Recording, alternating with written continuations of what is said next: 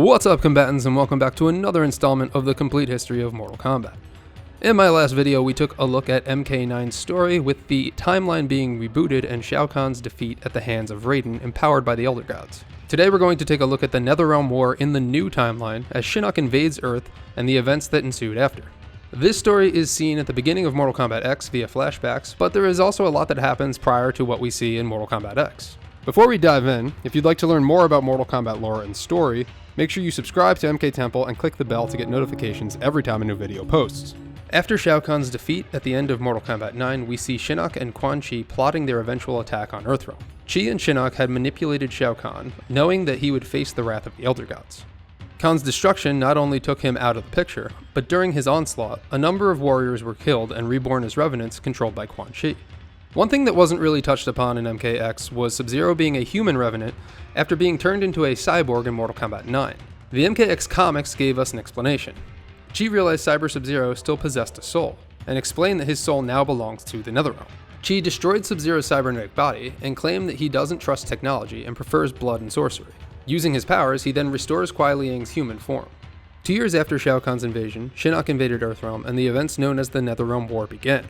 Shinnok brought with him the Armies of Darkness, the Brotherhood of Shadow, and all the Revenant warriors resurrected from Mortal Kombat 9. Shinnok set his sights on Earthrealm's Jinsei, its life force that would grant him immense power. In the 2 years since Kahn's invasion, Johnny Cage had become a Special Forces consultant. He flew into battle via helicopter alongside fellow Special Forces agents Kenshi, Sonya Blade, and their team. Gods, portals, flying demons, blind guys with magic swords. the world has changed. The helicopter was attacked by Scorpion and Revenant Sub-Zero, who managed to kill the pilot and every other member of their team. Sonya took control over piloting the chopper, while Cage and Kenshi took care of Scorpion and Sub-Zero.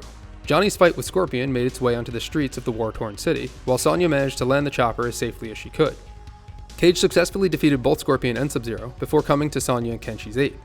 Meanwhile, at the Sky Temple, Quan Chi was leading the Netherrealm's onslaught to gain possession of Earthrealm's Jinsei. He was experiencing some resistance from Raiden, Fujin, and the Shaolin monks. On the front lines alongside him, Quan Chi employed Revenants Stryker, Sindel, and Cabal. Eventually, Sonya, Johnny Cage, and Kenshi made their way to the Sky Temple with the Special Forces and took on Quan Chi's first line of defense, led by Revenants Nightwolf, Smoke, now calling himself Enenra, and Jax. While Kenshi handled Nightwolf, Sonya took on her former commanding officer Jax, and Cage took on Smoke, defeating him. Johnny then came to Sonya's aid, defeating Jax and incapacitating him. With the help of his sword Sento, Kenshi opened a portal to the top of the Sky Temple, allowing passage for the Special Forces. You guys stay here. Close the door. Meanwhile, just outside the Jinsei chamber, Raiden and Fujin were on their heels against Quan Chi. Shinnok finally appeared. The fight made its way into the Jinsei chamber. Shinnok was near victory, about to imprison Raiden and Fujin within his amulet, until Johnny Cage, Sonya, and Kenshi interrupted him. Shinnok hit Kenshi with an energy blast and incapacitated Sonya, leaving Cage alone to fight the fallen Elder God. When Shinnok attempted a final blow on Sonya, Johnny Cage sacrificed himself, causing a glowing green aura to surround his body and absorb Shinnok's blast. With this newly discovered power, Cage fought and defeated Shinnok. He slid Shinnok's amulet over to Raiden, who then trapped the fallen Elder God inside. With Shinnok defeated, Quan Chi and his armies retreated back to the Netherrealm. Raiden took Shinnok's amulet to the Elder Gods for guidance. Johnny stayed with Sonya until the Jinsei healed her back to her full strength. Johnny Cage then asked Sonya out on a date, to which she agreed, beginning one of Mortal Kombat's most iconic relationships. The war is not over. Quan Chi has escaped. Why are you smiling? She called me Johnny. A short time later, Johnny, Sonya, and the Special Forces infiltrated Quan Chi's fortress in the Netherrealm. Cage and Sonya were attacked by Quan Chi, Scorpion, and the Revenants Jax and Sub-Zero. After a short fight, Jax stabbed Johnny through the back, and as he lay dying, Quan Chi's sorcery began to create Johnny's Revenant form. Sonya took down Jax and then came to Johnny's aid. Raiden appeared, claiming that he must reverse Quan Chi's spell. Sonya fought against Quan Chi as Raiden began to reverse the Revenant process. Sonya defeated Chi and finished him off with a mean stomp to the groin. This broke Quan Chi's link with his spell, and in the process, all Revenants present were turned back to human. Jax, Sub-Zero, and Scorpion were human once more, and Johnny Cage's Revenant process was halted. Raiden then used his healing powers to heal Cage's wounds. It's never really explained as to why only the Revenants present were turned back to human, and not all of the Revenants. If I had to make a guess, I would say that it was because Quan Chi had more of a direct connection with them at the time, since they were in his vicinity, and since Raiden destroyed the Revenant pool and Quan Chi was weakened, it broke the connection he had. But that's just a guess. Not too long after, Johnny Cage and Sonya decided to go their own separate ways. But a few months later, Sonya showed up on Johnny's doorstep telling him she was pregnant. Flash forward 9 months later and Cassie Cage was born. Johnny and Sonya would eventually wed each other, but the Cage family fell into troubles. Sonya had a hard time with work-life balance and was absent for much of Cassie's childhood. The stress took a toll on Johnny, and eventually the two divorced. Life was much different for Jax after returning home as a human. Jax suffered serious mental trauma and went through years of therapy. In therapy, he met a woman named Vera, who he would eventually marry, and together they would have a child who would become Jackie Briggs. Upon returning to Earthrealm life, Scorpion decided to go by his real name, Hanzo Hasashi. Although he regained his human form, he still had hellfire burning within him. It appeared the abilities Quan Chi had given Hanzo Hasashi that created the Ninja Spectre Scorpion were not stripped away from him after he was released from Quan Chi's control. If Hanzo let the rage grow within him, he would turn into the being known as Scorpion again. Hanzo sought out warriors who lost their families in the Netherrealm War and recruited them for the newly reformed Shirai Ryu. A short time after the Netherrealm War, Sonya sent Kenshi on an undercover mission to infiltrate the Red Dragon, a campaign that lasted for a few years. The Red Dragon eventually discovered Kenshi's identity and were going after his former lover and child.